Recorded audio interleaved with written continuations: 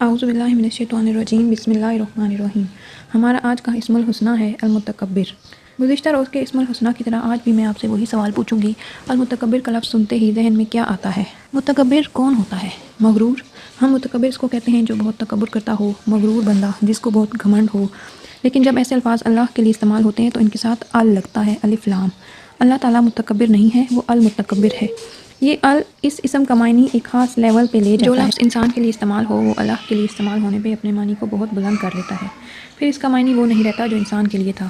پاک کا لفظ بندے کے لیے آئے تو اس کا معنی اتنا ہی پاک ہوتا ہے جتنا کوئی انسان ہو سکتا ہے، بس ایک حد تک۔ لیکن اگر اللہ تعالیٰ کے لیے پاک کا لفظ آئے تو وہ لفظ خود معتبر ہو جاتا ہے، اس کا درجہ بلند ہو جاتا ہے۔ ایسے ہی انسان متکبر ہو سکتے ہیں، لیکن متکبر اور المتکبر میں فرق ہوتا ہے۔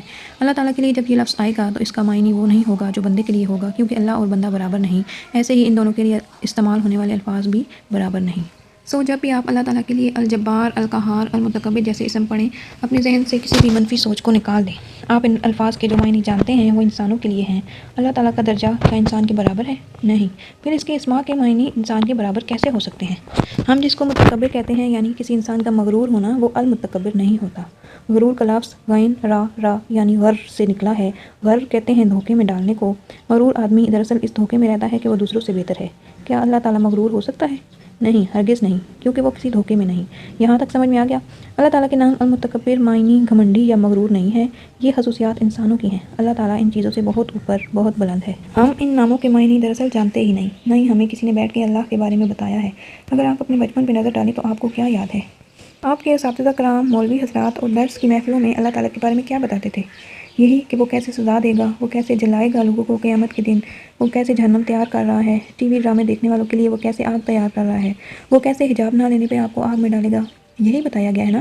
کسی نے ہمیں ڈھنگ سے اللہ کے بارے میں بتایا ہی نہیں، اسے ایک سخت سزا دینے والا ڈکٹیٹر بنا کے پیش کر دیا۔ وہ انسانوں کے لیے آگ تیار نہیں کر رہا، انسان اپنے لیے خود آگ تیار کرتے ہیں۔ وہ انسانوں کو تکلیف میں نہیں ڈالتا، انسان خود اپنے آپ کو تکلیف میں ڈالتے ہیں۔ وہ انسانوں کو ازل سے یہی بتا رہا ہے کہ ایک سجدہ تمہیں ہر سجدے سے بچا لے گا، لیکن یہ ہم انسان ہیں جو دوسرے انسانوں کے قدموں میں خود کو رول دیتے ہیں۔ بچپن سے ہمیں بتایا جاتا ہے کہ اللہ غفور اور رحیم ہے تو وہ جبار اور قہار بھی ہے۔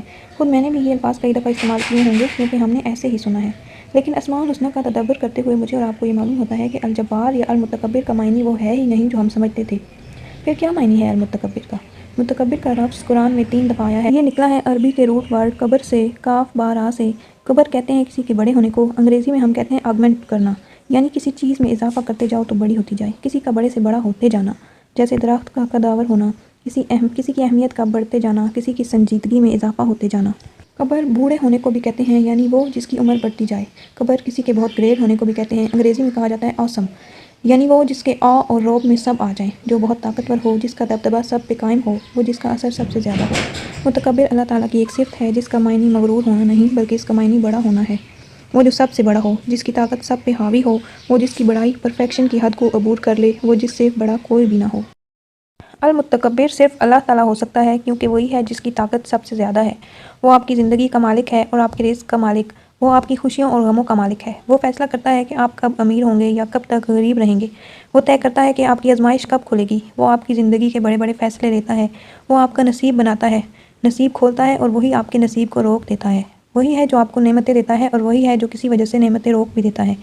کبھی بہت دیتا ہے اور کبھی تھوڑا، کبھی ایک چیز سے آپ کو محروم کر دیتا ہے، وہ چیز جو دنیا میں ہر دوسرے بندے کو مل جائے گی لیکن آپ کو نہیں ملتی۔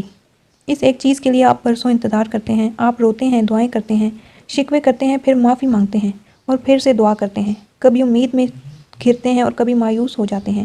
وہ سب کو مل جاتی ہے، آپ سے زیادہ گناہ گار لوگوں کو، جو آپ کے خیال میں آپ سے زیادہ گناہ گار ہوتے ہیں، ان کو اتنی آسانی سے دے دی جاتی ہے، لیکن نہیں ملتی تو صرف آپ کو۔ وہ ایک محرومی جو آپ کی ساری زندگی کو ڈیفائن کرنے لگ جاتی ہے، اور اس محرومی کو دور کرنے کی طاقت صرف آپ کے رب کے پاس ہے۔ کیا ہم اپنے رب کو المتکبر مانتے بھی ہیں؟ کبر کا معنی یاد کریں، وہ جو دھیرے دھیرے بڑا ہوتا جائے۔ اللہ تعالیٰ تو ہمیشہ سے ہی بڑا تھا، گریٹ، سپریم۔ پھر دھیرے دھیرے بڑا ہونے کا معنی کیوں شامل ہے اس لفظ میں؟ کیونکہ ہمارے لیے شاید اللہ تعالیٰ ہمیشہ سے اتنا بڑا نہیں ہوتا، ہمارے لیے دوسری چیزیں بڑی ہوتی ہیں۔ وہ ایک محرومی زیادہ بڑی ہوتی ہے، کوئی ایک شخص بڑا ہوتا ہے، اس کی محبت یا اس کی دی گئی تکلیف، ہمارے لیے کچھ دکھ، کچھ خواہشات زیادہ بڑی ہوتی ہیں۔ ہم دوسروں کی پکچر پرفیکٹ لائف دیکھ کر اپنے اندر احساس کمتری محسوس کرتے ہیں۔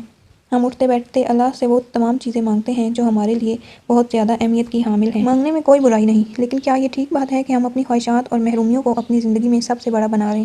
نہیں، ہماری زندگی میں سب سے بڑا اللہ ہونا چاہیے، وہ سب سے پہلے ہو، اس کو خوش کرنے اور اس کو راضی رکھنے کی کوشش سب سے اوپر ہو۔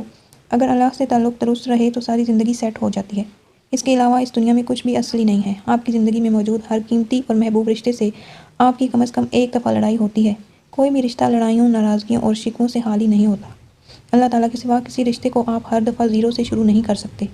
ایک زمانہ ہوتا ہے جب ہمارے لیے دنیا، اس کی خواہشات اور لوگ زیادہ اہم ہوتے ہیں، لیکن پھر دھیرے دھیرے زندگی اپنا اصل روپ کھولتی ہے اور آپ جانتے ہیں کہ یہ خوبصورت دنیا کچھ بھی نہیں سوائے ایک دھوکے کے۔ پھر اللہ تعالیٰ بڑا ہونے لگتا ہے اور ہماری نظروں میں اس کی اہمیت بڑھنے لگتی ہے۔ ایسے میں کچھ لوگ اس سے دور چلے جاتے ہیں، دنیا کے پیچھے بھاگنے میں لگے رہتے ہیں، لیکن کچھ ہوتے ہیں گناہ گار، کمزور لوگ جن سے گناہ ترک نہیں ہو پاتے، لیکن ان کے دل گواہ ہوتے ہیں کہ اللہ ہی سب سے بڑا ہے۔ وہ اپنے رب کو خوش کرنے کے سفر پہ نکلتے ہیں، ان سے روز گناہ ہوتے ہیں، وہ روز گلٹ میں جاتے ہیں، لیکن پھر وہ خود کو اس گلٹ سے نکالنے کی کوشش کرتے ہیں۔ وہ اپنے دکھی اور خوفزدہ دل کے ساتھ اپنے رب کو اپنانا چاہتے ہیں۔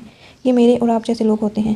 ہم میں سے کوئی بھی پرفیکٹ نہیں ہوتا۔ ایک مسلمان کا وجود نہیں ہے، اور میرا نہیں خیال کہ اللہ تعالیٰ ہم سے پرفیکشن چاہتا ہے۔ وہ اللہ جس کو میں جانتی ہوں، وہ ہمیں پرفیکٹ مسلمان بننے کو نہیں کہتا، وہ ہمیں سچا انسان بننے کے لیے کہتا ہے۔ سچا انسان وہ ہوتا ہے جو اتنا بہادر ہو کہ اپنے گناہوں کا خود سے اعتراف کر سکے، وہ جس کو معلوم ہو کہ اس سے کچھ غلط ہوا ہے اور وہ اس کو ٹھیک کرنے کی کوشش کرے، وہ جو اپنے گناہوں سے بھاگتا نہ ہو، وہ اپنی خامیوں اور غلطیوں کو فیس کرے کہ ہاں یہ مسئلہ مجھ میں ہے، میں اس کو فکس کرنا چاہتا ہوں۔ اب بھلے فکس کرنے میں آپ کو 10 سال لگیں، لیکن ایک دفعہ آپ آئینے میں دیکھنے کی ہمت تو کریں، بس اتنا کافی ہے۔